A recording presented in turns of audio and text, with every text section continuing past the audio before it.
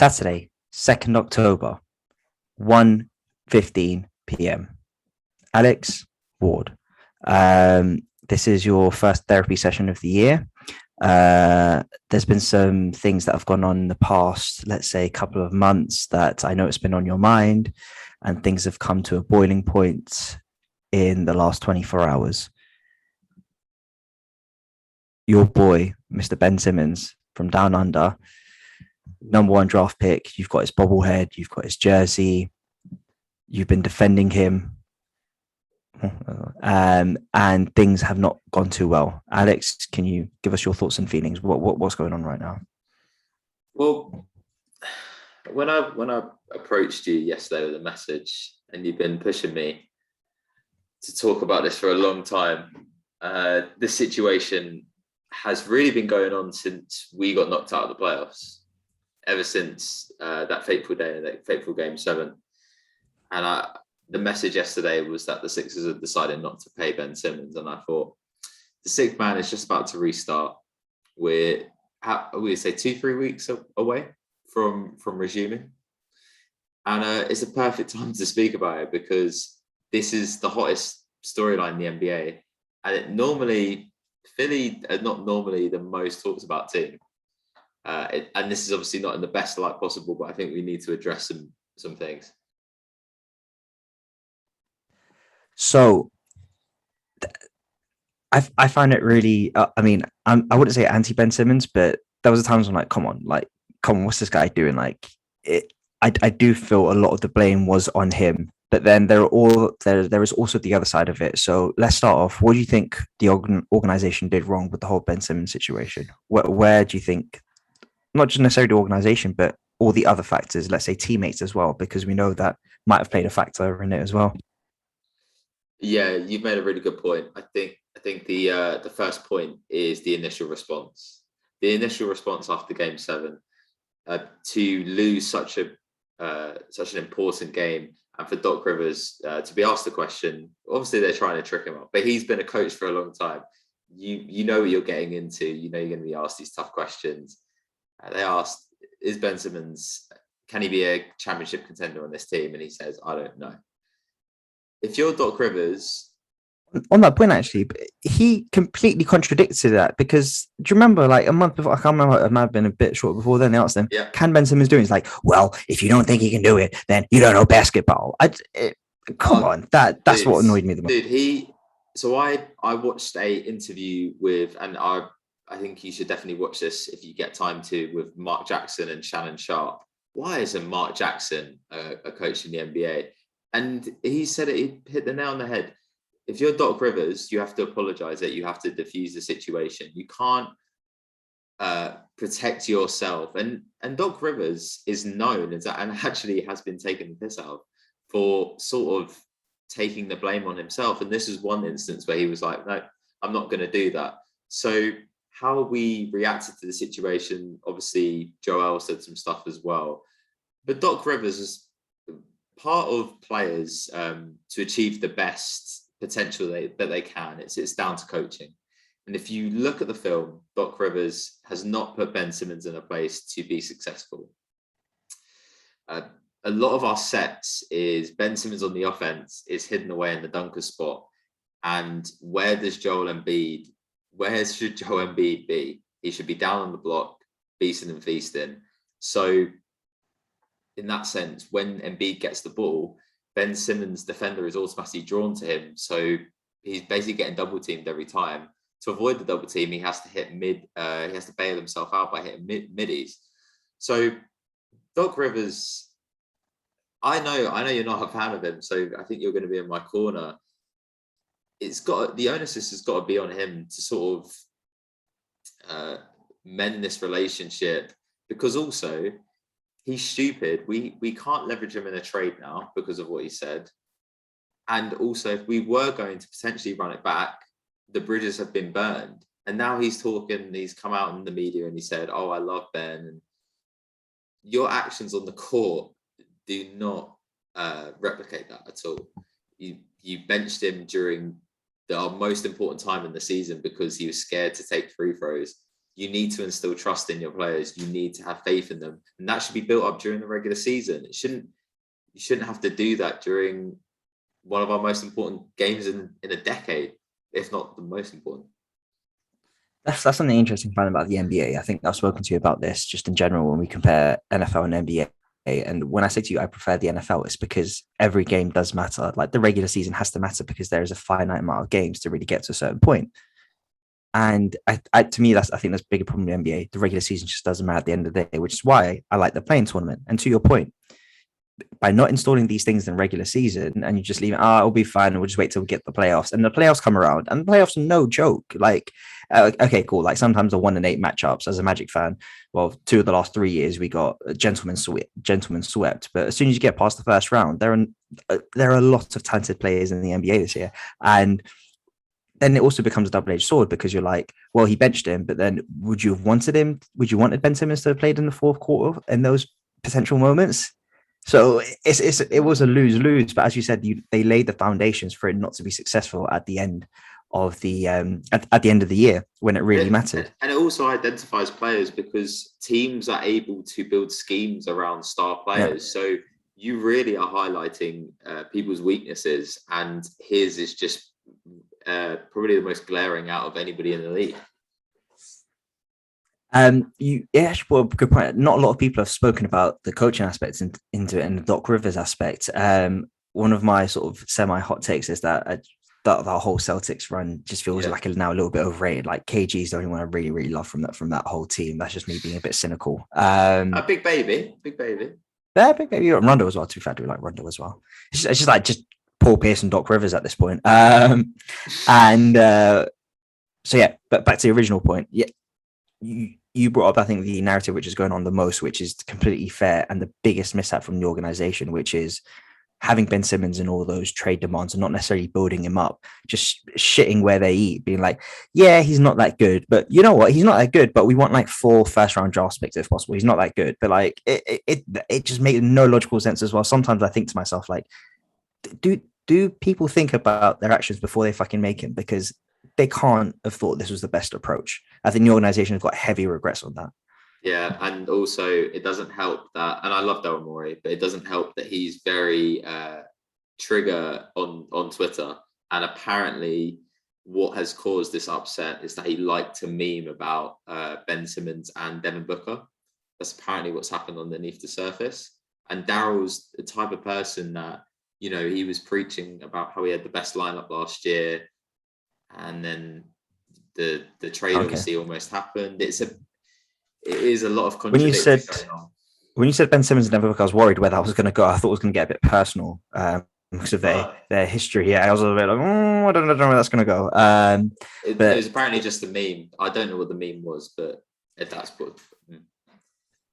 And I can see why being a bit petty, organization being a bit petty. You invested all this money into this player. He's achieved some really, really good things. You had all your hopes on him, and then you sort of feel let down by the way he approaches games, the way he approached those key moments in the games, that the fateful moment everyone speaks about, the one Joel Embiid brought up when he was in the dunker spot, completely just thought, nah, I'll just pass it up. How do you think if they had a do-over, what do you think the organization would have done differently? It's a good question. I think that when you lose such a pivotal game, I think you need to just avoid all media, because you need to digest what's just happened. You look at what happened with Kawhi in Game 7. There was a massive changing of the guard because we had just brought in Tobias and Jimmy, and you know, who knows, if we win that series, things might be different. Joel came out and said that we picked Ben Simmons over Jimmy Butler. That really annoys me, because we all know how much Jimmy was loved in Philly and what he brought to the team and what he's gone on to achieve. I think it's just them taking some time out and assessing, because the reason we're in a bad situation is they didn't think before they spoke. So now the other side of the coin, now the other side of the argument, story, whatever, we've got Clutch Sports and we've got Ben Simmons. What did Ben do wrong? Let's start there. What did Ben do wrong? Well, So we let's spoke talk about what about the organization did wrong and Rich the Paul. things, but yeah. Rich Paul. I don't know how he's got it down. Fair play to the man. I don't know how he's managed that, but Ben Simmons. The number one thing is his ego and his mentality. It's probably the most, which were concerns before he was drafted anyway, because LSU didn't even make March Madness. He couldn't give a fuck that he was in Louisiana to play basketball. Yeah, no, the only reason he went to Louisiana is because he had a family member on the coaching staff. And there's also a doc out about his year at LSU talking about how the college system is rigged, and we all know about it. It's a really good documentary. I would recommend. I think it's by Showtime. Yeah, his mentality is way off, because in the NBA, the NBA is so competitive, and he plays the most competitive position in the NBA, which is a point guard.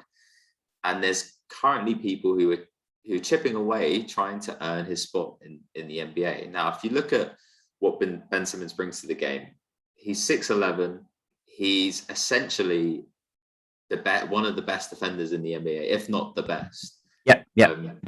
And I also want to state a point. Rudy Gobert won Defensive Player of the Year, but his defensive weaknesses made the Utah Jazz basically get eliminated. But it was Ben Simmons' offense, it wasn't his defense. Trae Young struggled in Game 7.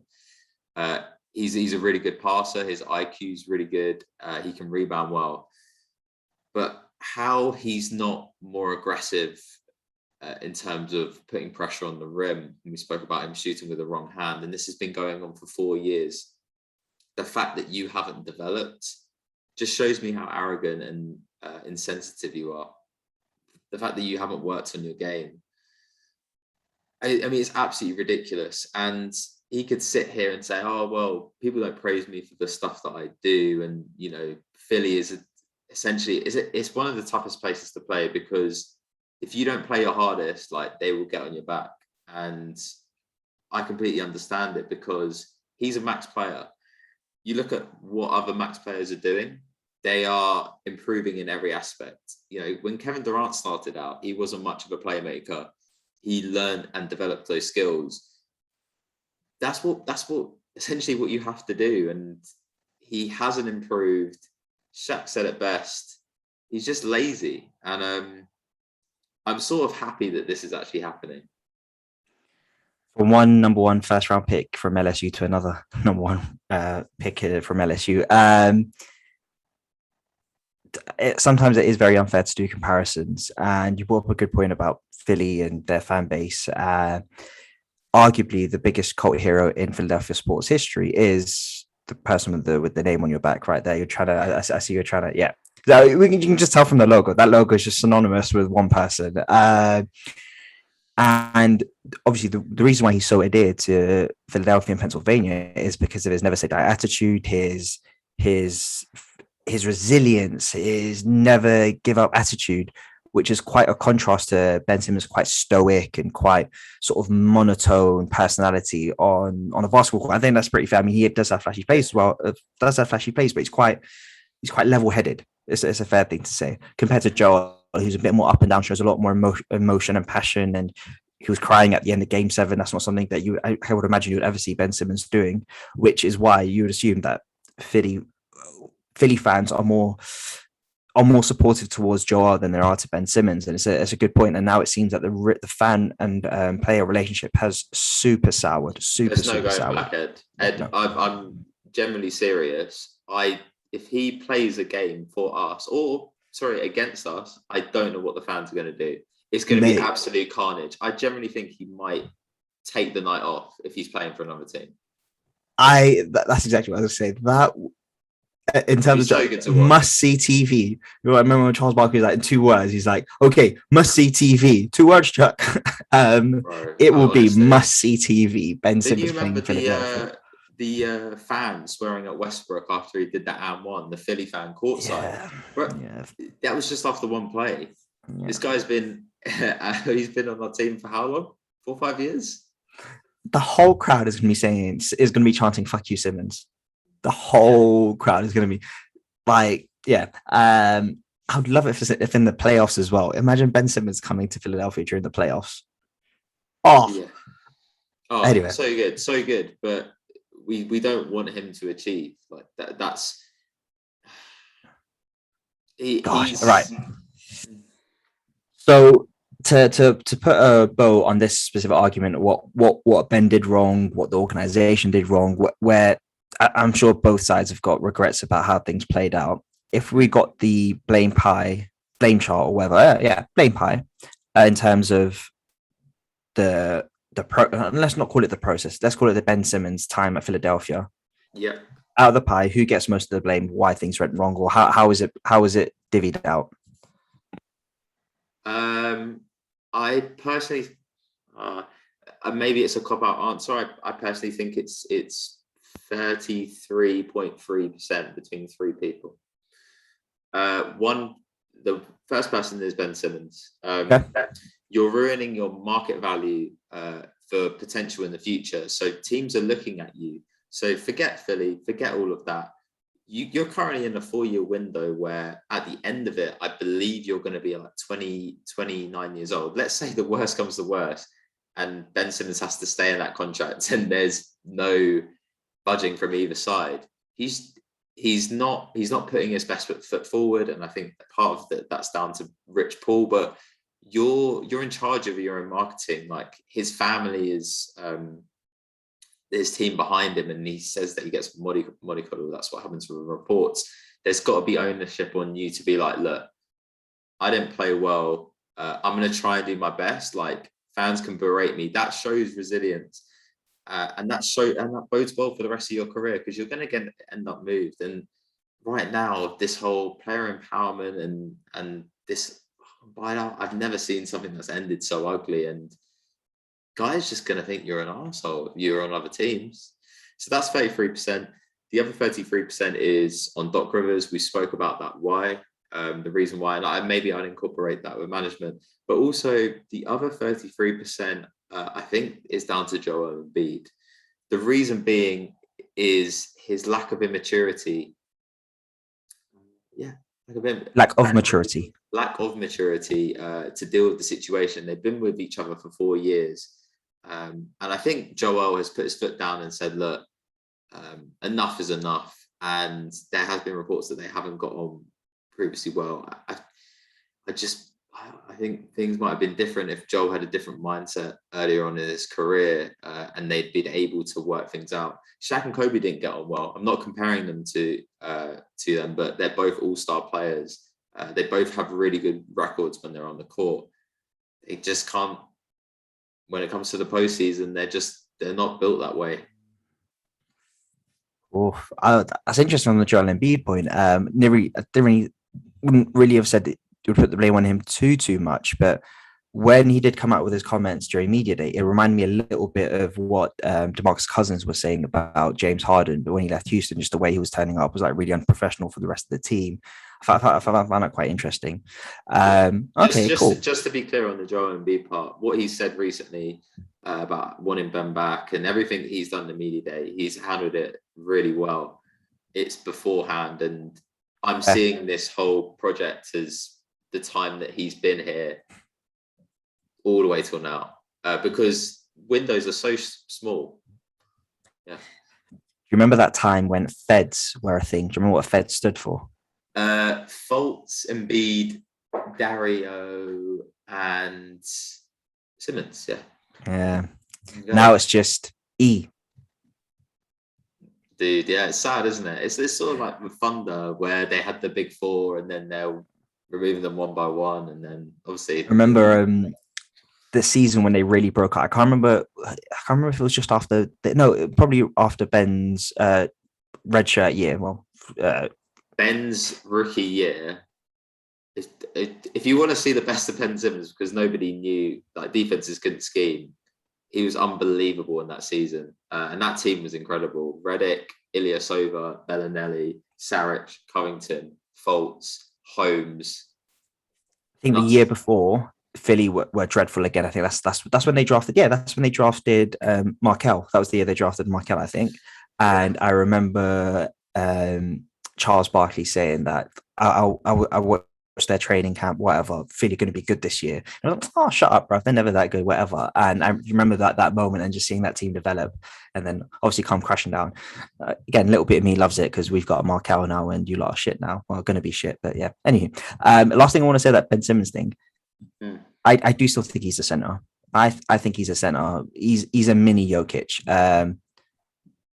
Yeah, but then again, with the NBA nowadays, it's positionless basketball. Like, it doesn't really matter what position you're anymore. It's just sort of like ball handler, wing, big man. Like, it's not like that. But I reckon he is Giannis light, or more likely Jokic light, the way Jokic plays. But obviously a more athletic Jokic. But yeah, we'll see what happens. I'd love to see him. Let's hope he has Giannis's mentality, because essentially you want players to do well, and he needs to take a look at himself and realize, stop trying to act cool. Like, you could be so good.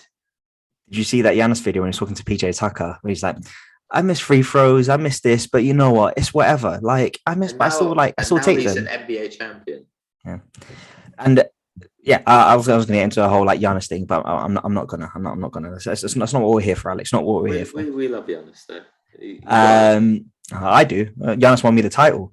Giannis won this from one. It's up for grabs now. From one immigrant to another immigrant, he won me the title, so it's fine. I respect that. So the last thing I want to see, I want to talk about is the future.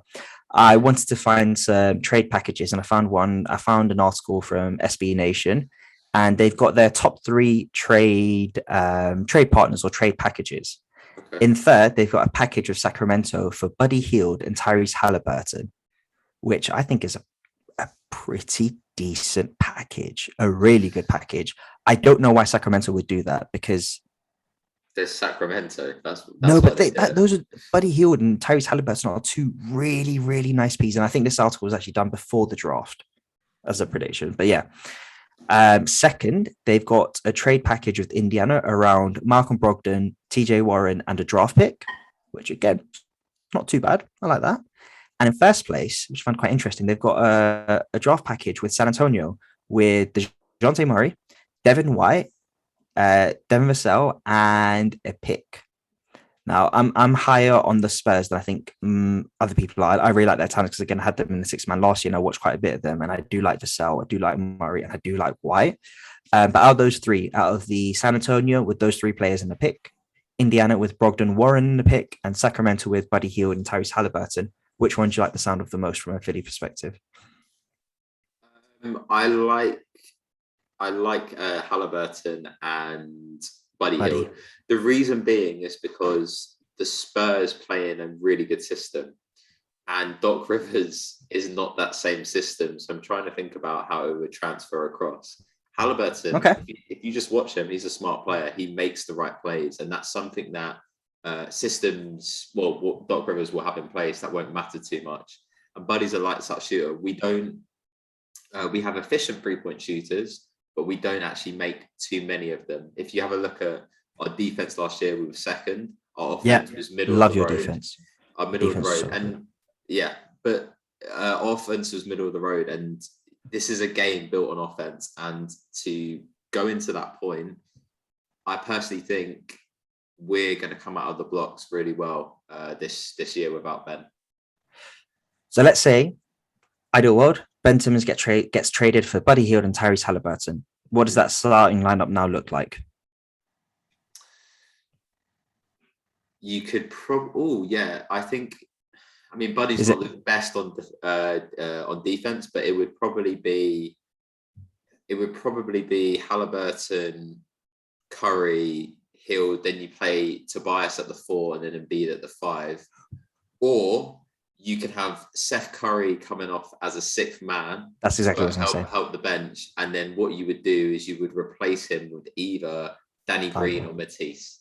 I would say Matisse Thybulle, yeah, because it is lacking some wing defenders there. Can't wait for Matisse to see him grow, man. He's such a loved Matisse. I really like that starting lineup. That seems really fun. Tyrese Halliburton as your primary ball handler. They won't. But Buddy Hield as your 3-point shooter, Matisse Thybulle as your modern day 3-and-D wing, Tobias Harris as whatever the fuck he does nowadays when he decides to shut down. I'm being facetious. I'm joking. He had a good year and last then year. obviously We can't Embiid. hate on him. Yeah, No, yeah. yeah. That sounds like an okay starting lineup. I reckon that could. And then you got Seth Curry off the bench, Tyrese Maxey off the bench. And you don't have the Whitehead anymore. Who's your backup center? Someone. Drummond. Okay, Drummond. That was it. Yes, of course it is. That's not a bad. That's not a bad. It's the free throws, Ed. You're gonna get more of those. You're gonna get more of those. Yeah, I don't know. I personally think we're gonna do really well without Ben. So this is your best case scenario. Oh, those might be some words that may come back to bite you, but come back to bite you. Though that's best case scenario. What is the worst case scenario? I honestly think the worst case scenario for the Sixers is if Ben Simmons somehow ends up on the team again and is somehow playing for us, because we've done it for 4 years and something has to change.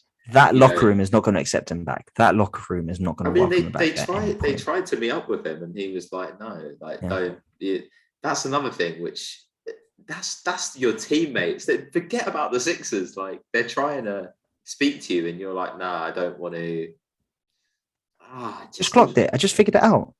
Where is Ben Simmons spending most of his time now, by the way?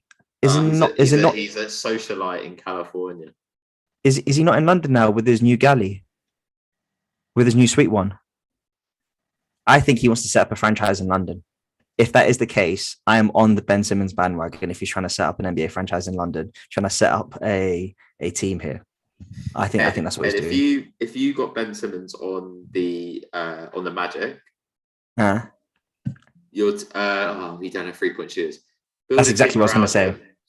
I'd say you would have a very good team. I think Ben Simmons with shooters around him is a really good squad. I mean, you can say that about fucking any team with shooters around them look great. I mean, I heard those Golden State rumors, which that would be quite interesting. But then would Philly really want? Not going to happen. The owner's already been like. Yeah, I was listening to a couple of things about that. But yeah, anywho, Alex, that is your session. Your time is up for today's session. We can do this again next week, depending on how you're feeling, if you're getting enough sleep or if this is still on your mind. We will end it here for today. And any closing words that you want to get off your chest? No, so thanks, Doc. The rates have been good. But go on. I was going to say something. I was just going to remind everyone the Sixth Man will be back for season 2. We are running it back. I'm drafting this time. We don't have all of our squad members, but there's going to be a lot of fun stuff going on. So I think tune in. Final question: how many more wins will the Magic have than Philly this year? Next question. That's not that. I said there was a final question. There was no next question. You're not making the playoffs. I'm sorry. Okay. There's no Nick story happening. Jalen, you hear this, Jalen? Come on, Jalen. We got this. Prove me wrong, Jalen. Please prove me wrong. Come on. You're just upset because the best QB, the best point guard that Philly drafted now plays in Orlando, but it's fine. Hey, I want Marco to make the All-Star team. I'm a big believer in Marco. All right, we'll leave it there then. Peace. Peace, Alex. See ya.